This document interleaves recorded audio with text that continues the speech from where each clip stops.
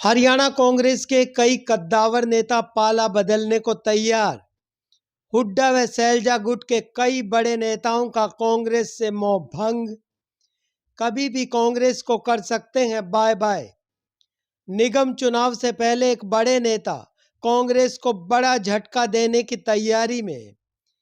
भाजपा व इनेलो में कांग्रेस नेताओं के रुझान पर देखिए ये चौंकाने वाली रिपोर्ट। इससे पहले पेज एट नून चैनल को लाइक व सब्सक्राइब जरूर करें।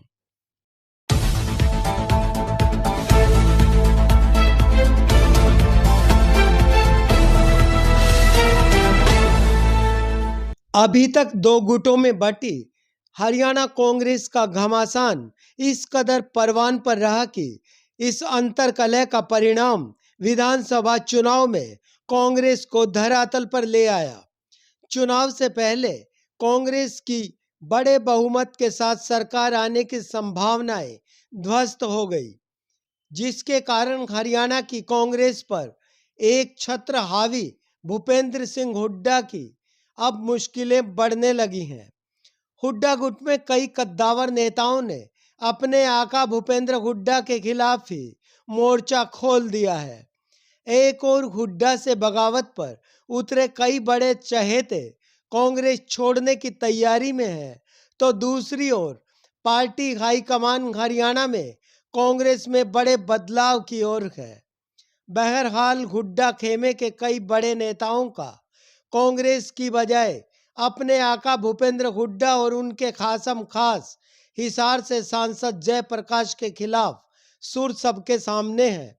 इससे भी आगे यह कि हुड्डा की पैरवी करने उतरे कई कांग्रेस नेता सांसद जेपी और विधानसभा चुनाव में टिकट के प्रबल दावेदार रहे बजरंग दास गर्ग के विरोध में खड़े हैं। हमने कांग्रेस पार्टी ज्वाइन करी। मैं सबके पास जाता हूँ, हुड्डा साहब के पास भी जाता हूँ, सैलजा के पास भी जाता हूँ, चौधरी वीरेंद्र सिंह डुमरखा के पास भी जाता हूँ, सुरजवाला के पास जाता हूँ, क्यों वो हमारे घर के हैं, हमारे कांग्रेस पार्टी के हैं। और जो आदमी जिस थाली में खावा उसमें छेद करे। हुड्डा साहब ने हिसार का प्रभारी बना दिया। प्रभारी का मतलब क्या हो, पाली बना दिया। भाई 9 हल्का में जयप्रकाश कांग्रेस पार्टी का प्रचार करेगा। उसने कहीं भी किसी भी गांव में किसी भी हल्का में अगर वो गया हो तो मेरे को बताओ भाई उस गांव में जाके जयप्रकाश ने प्रचार कराया। हाँ, उसने एक काम कराया, हुड्डा साहब की कोठी पर बैठे और ओए किसी पर लेके चोला दाने और दीपेंद्र का मार दिए। वो भी अपने का नहीं कर लिया। हुड्डा साहब की भी नहीं चलती और घर में भी पार कर दिया। हुड्डा साहब की नहीं चलन थी, दीपेंद्र गाइड कर लिया, ओड़े भी पार ला दिया। एक बात बताओ, खुद एमपी बन गया, छोरों का एमएलए बना हुआ है, तो यहाँ एमपी हिसार का है 9 हल्का में, वो ओड़ा छोरे ने एमएलए बना हुआ है, यहाँ पर एमएलए किसने बना होगा? जब 9 हल्का में उसको जिम्मेवारी दे रखी और नहीं तो न्यू कह देंदा मैं हिसार की जिम्मेवारी कौन लूँ भाई, मैं हाथ जोड़ की प्रभारी यहाँ का और कोई लगा दो और मैं अपना किलायत में काम करूँगा। ये भाई कांग्रेस भवन में या प्रेस वार्ता को नहीं होने दी। कांग्रेस भवन बजरंग दास गर्ग ने खरीद लिया और वो उसका मालिक बन गया। कांग्रेस भवन नहीं रहा, वो बजरंग दास गर्ग का महल बन गया। कई व्यापारी लोगों पर सुनी है मैंने, बोले भाई हमारा तो ऐसा व्यापारी है, हमारे लड़के भी कोई बयान देता, बोले पहले मेरा कमीशन धरो और फिर शादी होने दूंगा। ये बे हुड्डा साहब आ रहे थे। उस दिन मैंने कहा इसे खेत डाला थी, के नाम है भाई? सतेंद्र साल ने। मैं बोलिया उड़ा रुक के मार की कही। मैं बोलिया भाई यू बजरंग बैठा और मारा एमपी साहब इन दोया ने मारा हरियाणा को दिया। वो बोलिया तेरम के मांग है? सतेंद्र बोलिया आज ये तड़कौड़ा रेस्ट हाउस में आओगा जयप्रकाश है, तेरा होगा कि मैं दिवा दूंगा। मैं बोलिया वह मेरा तो हुड्डा साहब सीएम बना धर कांग्रेस पार्टी आओ थी, वो दिवा दे तड़के दिवा दे, वह आ जाऊंगा तो दिवस कह गई वो।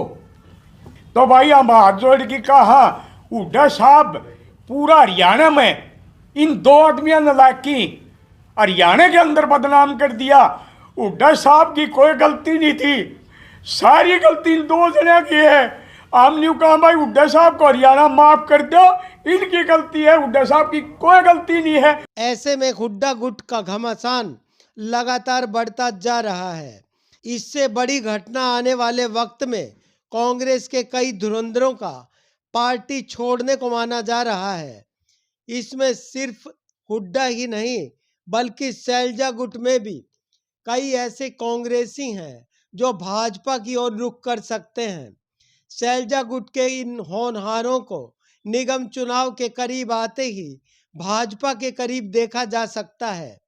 इनमें सबसे बड़ा नाम ऐसा कि हाल ही में हुए विधानसभा चुनावों में हार के बाद कांग्रेस उम्मीदवार होने के बावजूद कांग्रेस नेताओं पर ही सीधा आरोप लगाते हैं। ये कांग्रेस के बड़े नेता हैं रामनिवास राणा।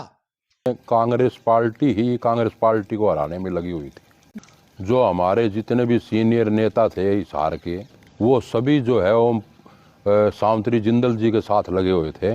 उसने कांग्रेस पार्टी का किसी ने साथ नहीं दिया। जो हमारे यहाँ के सांसद थे उसने भी जो है जगह जगह टेलीफोन करके उन्होंने ये ऐलान किया कि रामनिवास राणा को हराओ और सावंतरी जिंदल को जिताओ।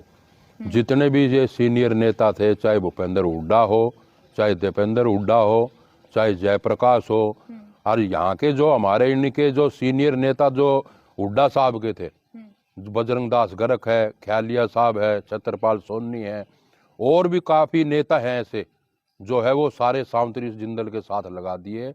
उनको सिर्फ एक ही खतरा था, एक ही भय था कि अगर जब सरकार बनेगी तो जो है यो बहन कुमारी सैलजा के साथ जाएगा जी। क्योंकि मेरी जो मदद करी है वो एक बहन कुमारी सैलजा ने मेरी मदद करी है और कोई भी कांग्रेसियों ने मदद नहीं करी। इसलिए उसके यही भय था कि वो रामनिवास राणा जो जीत गया तो बहन कुमारी सैलजा के साथ जाएगा। और सावंतरी जिंदल जी को खड़ी करने में जो है भूपेंद्र सिंह हुड्डा का ही हाथ था। उन्होंने निर्दलीय खड़ी करके उनके दिमाग में ये आई थी कि किसी तरह सावंतरी जिंदल को जिताया जाए, वो निर्दलीय में जो है मेरा समर्थन करेगी। कांग्रेस में सैलजा गुट से माने जाने वाले राणा 3 बार के विधानसभा चुनावों में हर बार दूसरे नंबर पर रहे हैं। अब की बार भी अपने चिर परिचित भारी समर्थित वोटों के अलावा कांग्रेस नेताओं के असहयोग से चुनाव हारने को कारण बताते हैं। अब निकाय चुनाव में मेयर पद के लिए मैदान में उतरने का मन बना चुके हैं। सो कांग्रेस नेताओं से मदद की कोई उम्मीद नहीं है।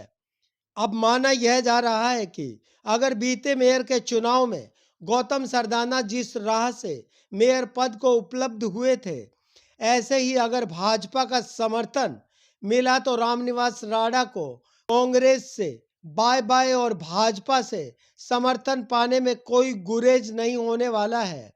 इनके अलावा कई अन्य ऐसे कांग्रेसी भी हैं जो सैलजा गुट के तो हैं, परंतु हुड्डा के कारण हरियाणा में कांग्रेस का वजूद क्षीण होने का आरोप लगाते हुए पार्टी छोड़ने की तैयारी में है।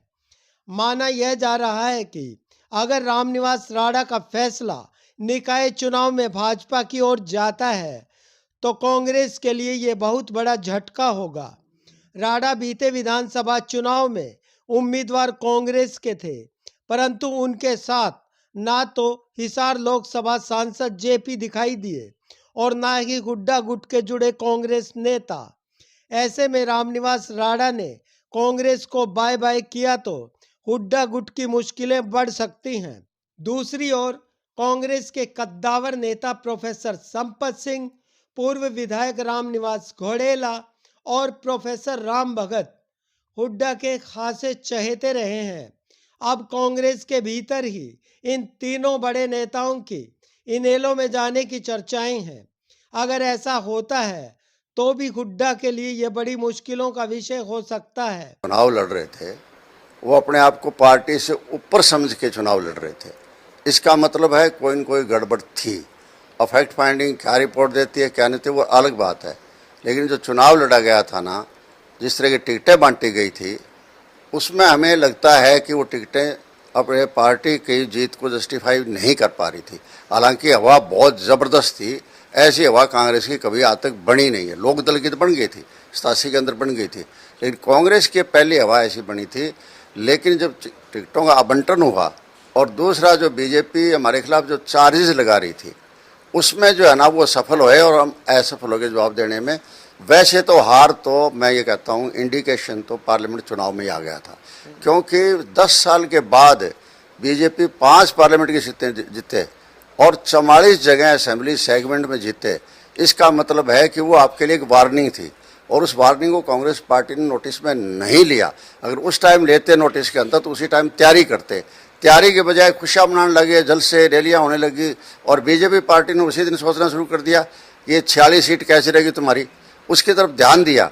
हमने वो ध्यान नहीं दिया और कॉन्फिडेंस हमें हो गया और टिकटें जिस तरह से बटी है मैं 100% उससे असंतुष्ट हूँ। ये वजह होना वजह, लेकिन वजह जो 10 साल संगठन नहीं बना, सबसे बड़ी वजह वो है। इसका मतलब ये है कि नेताओं के अंदर गुटबाजी थी और गुटबाजी न होने की गुटबाजी होने की वजह से ना तो शैलजा जी के टाइम कोई संगठन बना, ना तंवर के टाइम बना और ना ही जो है ना अब जो है हमारे उदयभान जी हैं उनके टाइम को संगठन बना। तो इसलिए संगठन नाम की तो कोई चीज़ रह नहीं रही। इसके पीछे कारण क्या था? गुटबाजी। और यही गुटबाजी टिकटों के अंदर रही और टिकटों के अंदर रहने से क्या होगा कि इसका आदमी काट दें, उसका आदमी काट दे, काटते काटते खुद कट गए। इनके अलावा कुछ कांग्रेस के बड़े नेताओं ने भी पहले से ही भूपेंद्र हुड्डा के खिलाफ मोर्चा खोला हुआ है। हाईकमान भी विधानसभा चुनाव में हार के बाद सख्त हैं। कांग्रेस के वफादार नेताओं और कार्यकर्ताओं को हाईकमान के फैसले का इंतजार है। यह फैसला हरियाणा प्रदेशाध्यक्ष और प्रतिपक्ष नेता के रूप में सामने आने वाला है। इसके अलावा हरियाणा कांग्रेस संगठन में जिम्मेवारियों का भी इंतजार है। फिलहाल कांग्रेस के भीतर 2 गुटों की बजाय हुड्डा गुट में छिड़ी जबरदस्त जंग। हुड्डा के चहेतों के हुड्डा के ही विरोध में उठे सुर और कांग्रेस छोड़ने की चर्चाएं, तो दूसरी ओर शैलजा गुट के भी कई नेता कार्यकर्ताओं का हुड्डा से नाराजगी के कारण कांग्रेस छोड़ने की चर्चाएं परवान पर हैं। अब देखना यह कि अंतर्कलह से घिरी कांग्रेस का क्या होने वाला है। आप इस बारे में क्या सोचते हैं? कमेंट बॉक्स में अपनी राय जरूर साझा करें। पेज @नून चैनल सब्सक्राइब नहीं किया है तो कृपया जरूर करें। शुक्रिया।